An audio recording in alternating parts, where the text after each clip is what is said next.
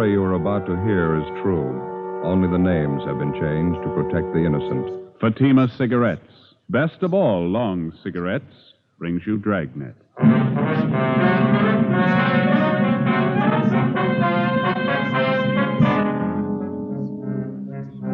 You're a detective sergeant. You're assigned to auto theft detail. A well-organized ring of car thieves begins operations in your city. It's one of the most puzzling cases you've ever encountered. Your job? Break it. You'll be amazed when you compare Fatima with other long cigarettes. You'll find they now cost the same. But in Fatima, the difference is quality. You see, Fatima is the quality king-size cigarette because it contains the finest domestic and Turkish tobaccos superbly blended. And Fatima is extra mild, with a much different, much better flavor and aroma than any other long cigarette. So compare Fatima yourself. Fatimas now cost the same as other long cigarettes, but your first puff will tell you... Ah, that's different. Yes, in Fatima, the difference is quality. Ask your dealer for Fatima, the quality king-size cigarette. Best of all long cigarettes. Start enjoying Fatima tomorrow.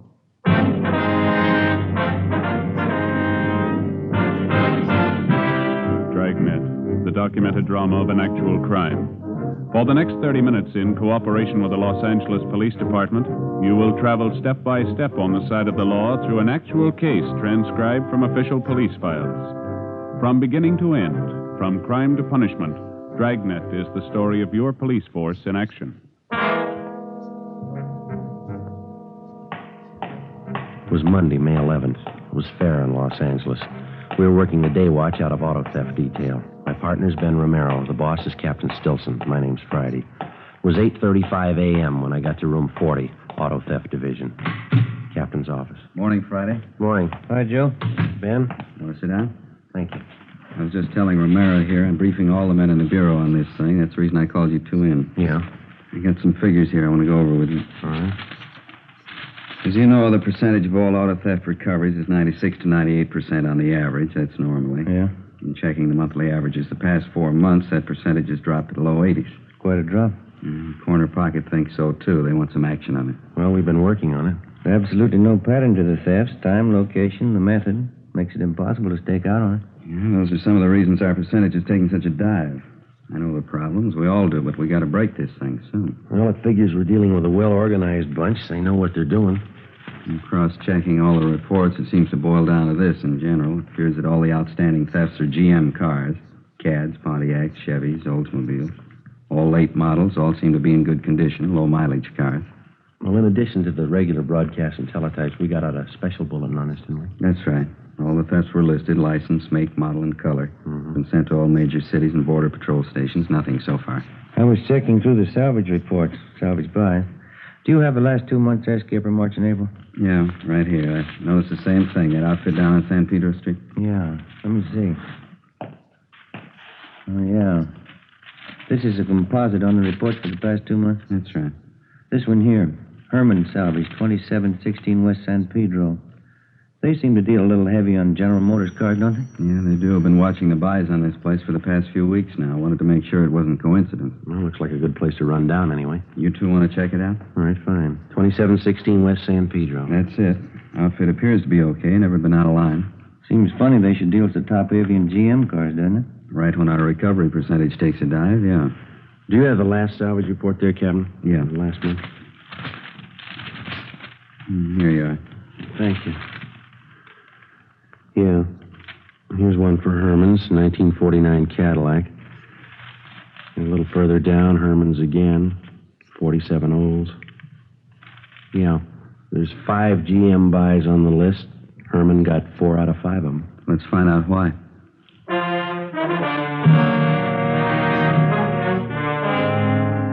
From the time an automobile is first manufactured and sold, a constant and complete record is maintained on that automobile. His certificate of ownership, the pink slip in the state of California. His certificate of registration, the white slip. These 2 slips of paper contain the information necessary for the positive identification of your car. fact that every motorist knows. Now, there are many agencies that work for the protection and security of your automobile. One of these is the National Auto Theft Bureau, a kind of nationwide clearinghouse. Acting upon information supplied by the various insurance companies and other allied agencies, this bureau forwards all facts and figures concerning the disposition of motor vehicles on a nationwide basis. Reports are made available to all law enforcement agencies.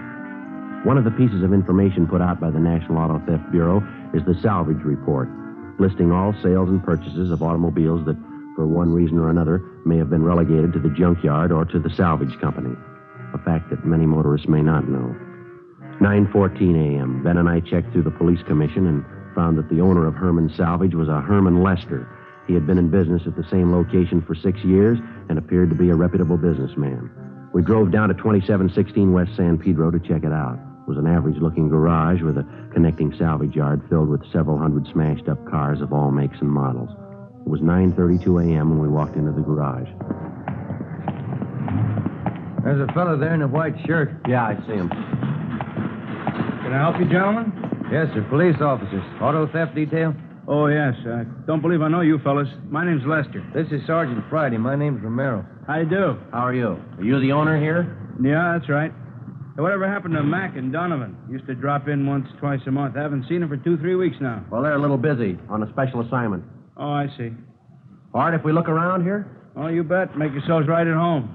Anything special? No, just looking. Okay. Notice you've been pretty busy, huh? Yeah, had a pretty good month. Salvage racket's going to get sour again, looks like, with the Korean War and all the cutbacks. Doesn't seem to have hit you so far. Well, no, not so far. Looks like it may tighten up any time. I noticed from our salvage report you've been doing a big business in GM merchandise. Yeah, we have. You know, they're starting to build tanks back there now. We wanted to make sure we wouldn't run short on parts. You get a lot of call for GM parts, do you? Oh, yeah, we sure do. Everybody in town knows if they need something for a Caddy or a Buick or any of those cars, this is the place to come. We kind of built up a reputation specializing in GM used parts. I see. Mind if we check your last few buys? Fine. You have a 49 Cadillac, 47 Olds, Pontiac 48, 1949 Chevrolet. Wonder if we might see those. Yes, sir. Right out in the yard. Back this way. All four of them are really bent up. Bad shape. Just breaks your heart to see beautiful merchandise like that all smashed up. I don't know what people are thinking of the way they drive. Yeah. And you take a new Caddy, one of those new convertibles, really beautiful merchandise. Somebody takes one out, rolls it, we pick it up and tow it down here. Beautiful car like that all rolled up in a ball.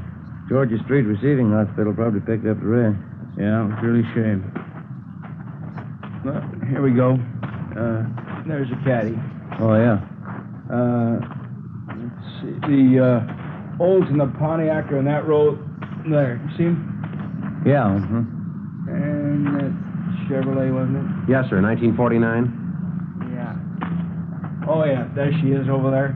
Third car down. Maroon. See it? Maroon one, yeah. Down there. Yeah.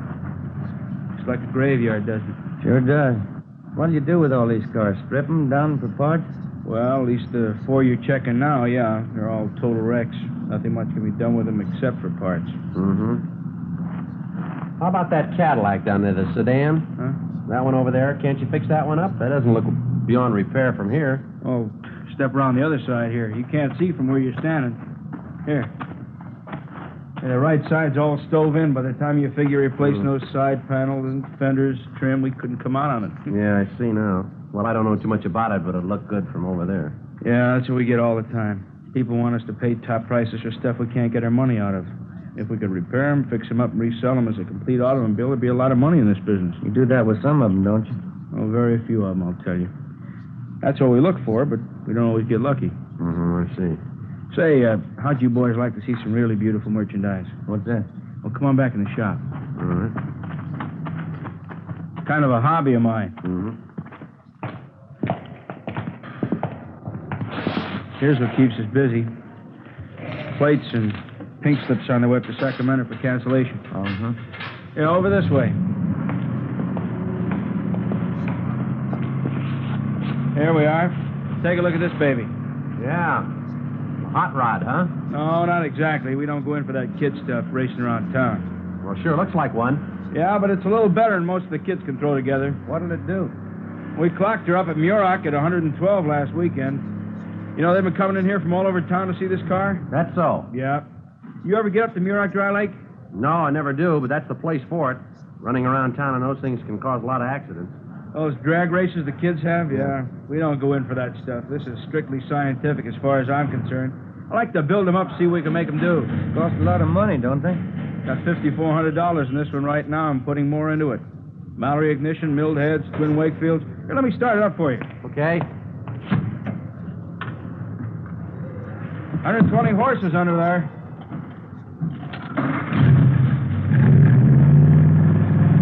Yeah, sounds good. Listen to that. Beautiful, isn't it? Yeah. A lot of power here. Sure is. You ought to see it up at the lake. It really goes. Yeah, I'll bet. This all made up out of salvage cars? Every bit of it. Have to buy a few things new, but most of it's right out of wrecks like those outside there. Takes a lot of talent to build up something like this from scrap, doesn't it? No, not really. After you've been at it as long as I have, it's not too tough. The trick is to get more speed out of them than anyone else can. Yeah, you did a good job on this car, all right? Oh, if you put your mind to it, you can do a lot with a wrecked car. Before we left Herman's Salvage, we checked all 4 of the GM cars that were listed on the salvage report. We made a careful check on all of the cars in the yard and in the garage, paying special attention to the few cars that were in the process of being rebuilt by Herman Lester's mechanics.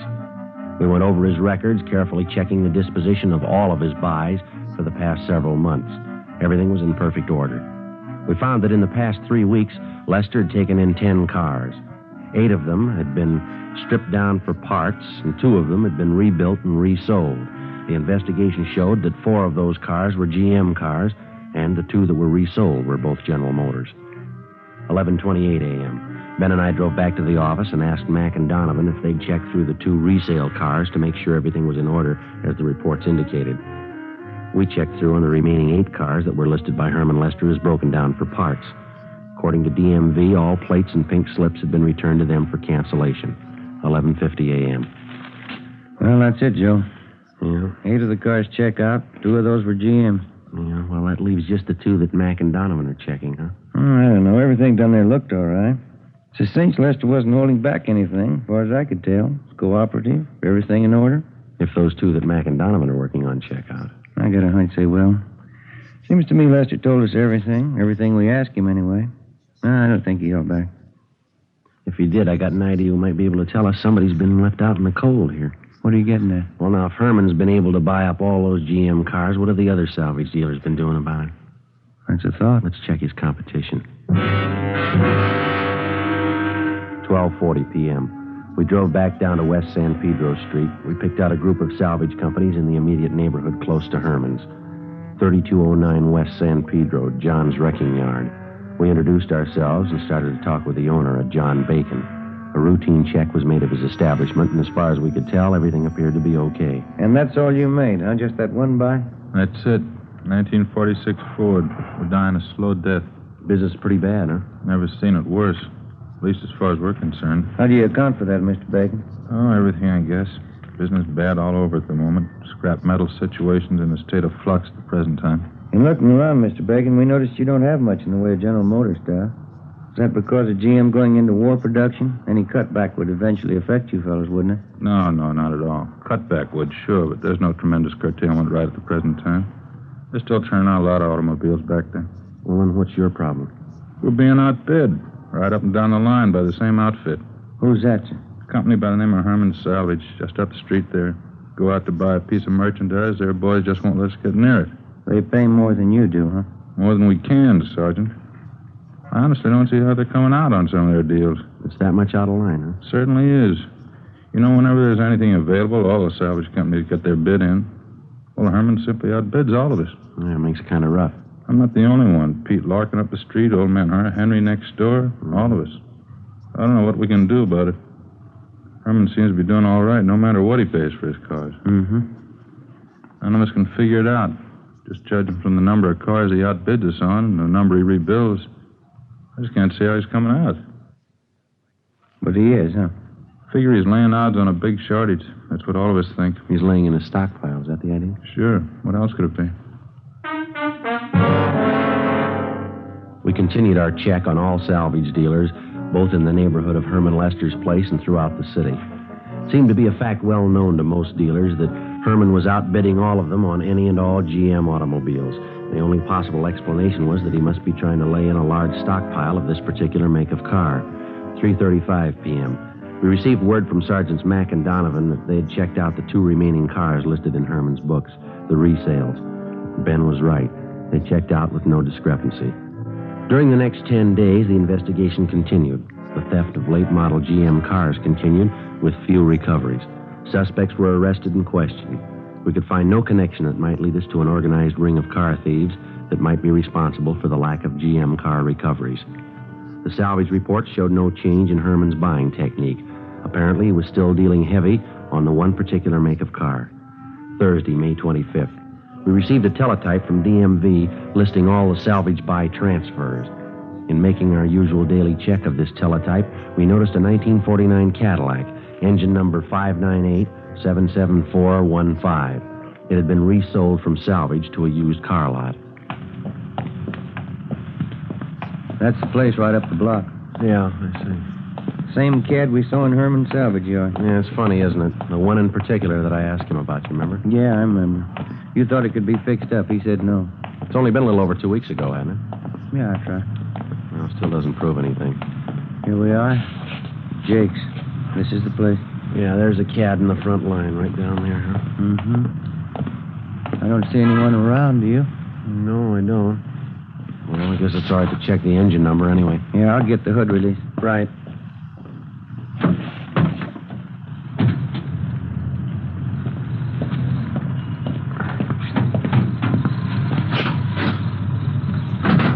Yeah, there we go. Yeah, the engine's had a good steam cleaning. Let's see. 598-77415. That's it. Herman sure did a nice job on it, didn't he? Yeah. Almost looks too good, doesn't it? Yeah, just a minute. Yeah. Body serial doesn't match. Doesn't correspond with the engine model. It's a 49 body. Could be a late 49, but it's a definite switch, isn't it? It sure is. That's funny. Yeah. Look at this right side here. This was the bad side, wasn't it? Yeah, that's right. Does it look like it's been rolled out to you?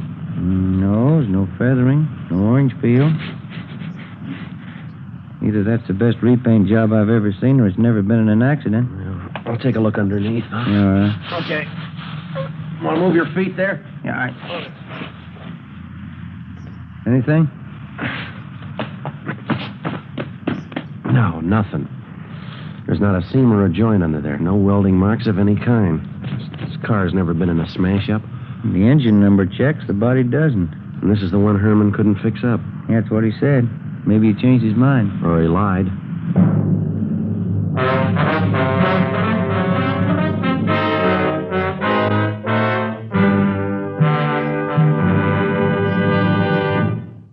You are listening to Dragnet. From beginning to end, Dragnet is the authentic story of your police force in action. Now, from beginning to end, the Fatima story. Actual convincing proof that in Fatima, the difference is quality. Quality of tobaccos. The finest domestic and Turkish varieties, extra mild and superbly blended to give you a much different, much better flavor and aroma. Quality of manufacture. Smooth, round, perfect cigarettes. Rolled in the finest paper money can buy. Manufactured in the newest and most modern of all cigarette factories. Quality, even to the appearance of the bright, clean, golden yellow package. Carefully wrapped and sealed to bring you Fatima's rich, fresh, extra mild flavor. Because of its quality, its extra mildness, its better flavor and aroma, more long cigarette smokers are now insisting on Fatima than ever before. So if you smoke a long cigarette, compare Fatima. You'll find they now cost the same. But your first puff will tell you Ah, that's different. Yes, in Fatima, the difference is quality. Insist on Fatima. Start enjoying the quality king-size cigarette. Fatima. Best of all long cigarettes.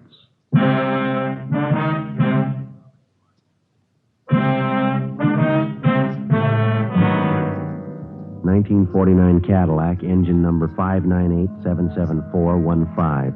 In checking out this automobile, Ben and I had found that the engine number corresponded with the salvage report concerning Herman Lester's place. The one big item that did not jibe was the fact that the engine was now mounted in a different body than when the car left the factory, a fact that had to be accounted for in complete detail. When we had checked this automobile on the 11th of May at Herman's salvage yard, both engine and body numbers corresponded. In taking a close look at the car, it was obvious that the body had not been repaired in any way. It was clear that this particular car had not been in any kind of collision. We went back to the rear of the lot and asked one of the salesmen not to sell the car without informing us. When we got back to the office, we started rechecking all of the auto theft reports. We found 5 stolen Cadillacs, but all the body styles and models were different, with the exception of one, a 1949 Cadillac sedan, reported stolen on May 14th. It was registered in the name of William Brownell. We checked his home and found that he was at work. He was a superintendent for the North American van lines. We drove over and picked him up and took him to Jake Hughes' car lot on Vermont Avenue. This is the car, Mr. Brownell. Mm-hmm. Well, it's just like mine, but I don't think it's the one. Are you sure? For one thing, it's a different color. My car was maroon. You want to step over here, Mr. Brownell? Sure. Now, if you'll look very closely here on the door edging and on the jamb, right here, see? This is the one place sometimes they miss with a spray gun if they're going to repaint. Oh, yeah, there's a faint trace of red under the blue paint there. Looks like it could be maroon, doesn't it? Yeah, does it there? This car's been repainted. It was maroon.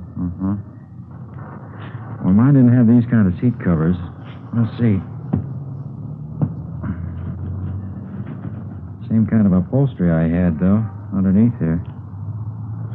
I don't know. Mr. Brownell, there must be something other than the color and the upholstery that you'd know your own car by. Never gave it much thought. Well, there's usually some little identifying mark of some kind. I know that on my car, the lens on the right headlight got broken, and I had to replace it with one that didn't match. Something like that, sir? Let me see. Could I look inside there a minute? Sure.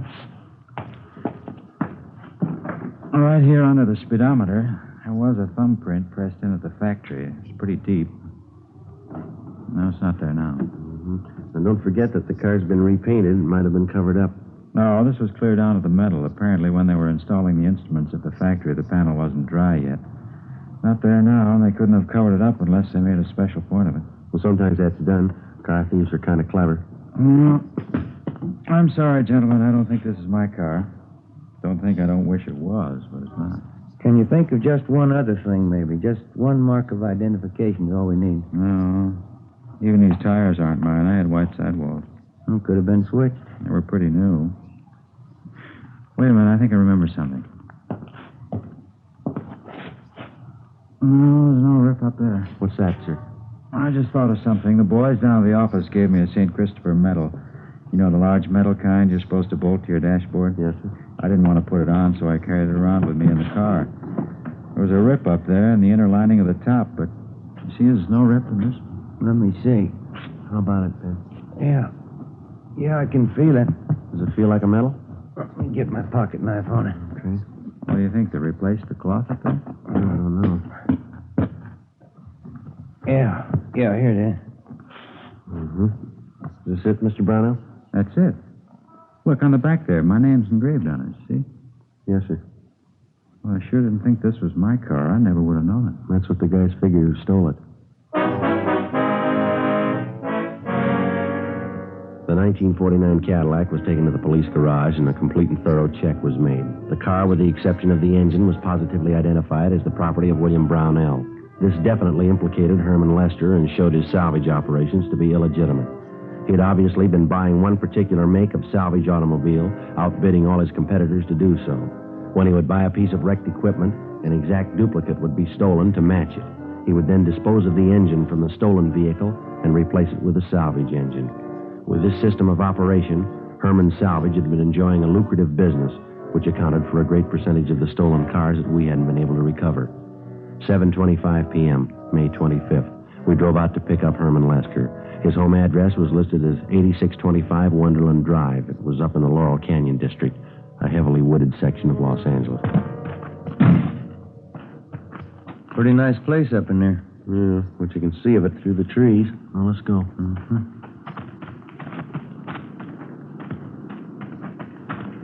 Look at that, Joe. Yeah. Looks like a 50 Olds. Everything there but the engine. No plates. Mm-hmm. I didn't notice that from the street, did you? Never could have seen it from down there. Mm. Looks like a garage back up in there, doesn't it? Perfect spot. Can't see any of this from the street with all those trees. Pretty fancy layout for a home garage. Good size. Yeah. Somebody's working up in there. Yeah. Come on.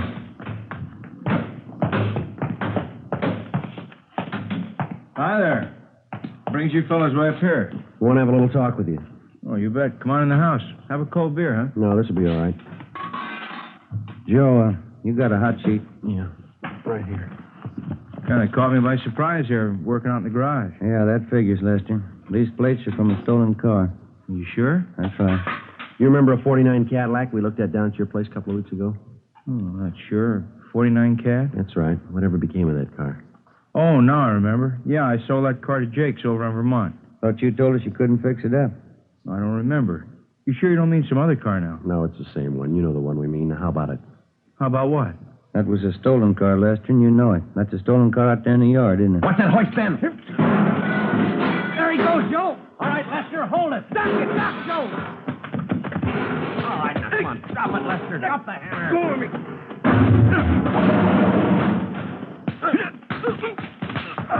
All right. I'll get the cuffs, Joe. Come on, get up on your feet. All right, come on. On your feet. Stand still. Rough one, huh? Yeah. Come on, Lester. Let's go. How'd you find out? Who tipped you off? St. Christopher.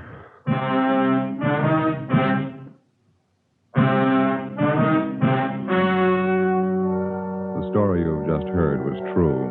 Only the names were changed to protect the innocent. On August 15th, trial was held in Superior Court, Department 82, City and County of Los Angeles, State of California. In a moment, the results of that trial. And now, here is our star, Jack Webb. Thank you. Friends, one of the first things a detective learns is that you can't rely on snap judgments or first appearances. You get all the evidence first, and then you arrive at a decision. And that's just as true when it comes to choosing a king-size cigarette. Place a Fatima alongside any other king-size cigarette. Now, side by side, they'll look identical. When you smoke them, you'll find a world of difference. You'll find, as I have, in Fatima, the difference is quality. Quality that gives you extra mildness, a much better flavor and aroma. If you haven't smoked Fatimas yet, buy a pack tomorrow and see if you don't agree. In Fatima, the difference is quality.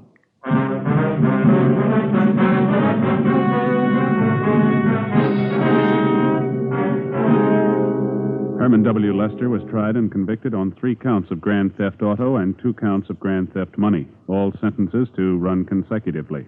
Grand theft auto is punishable by imprisonment for a term of 1 to 5 years, grand theft money by a term of 1 to 10 years. The suspect was also filed on by federal authorities for violation of the Dyer Act. You have just heard Dragnet, a series of authentic cases from official files. Technical advice comes from the Office of Chief of Police W.H. Parker, Los Angeles Police Department.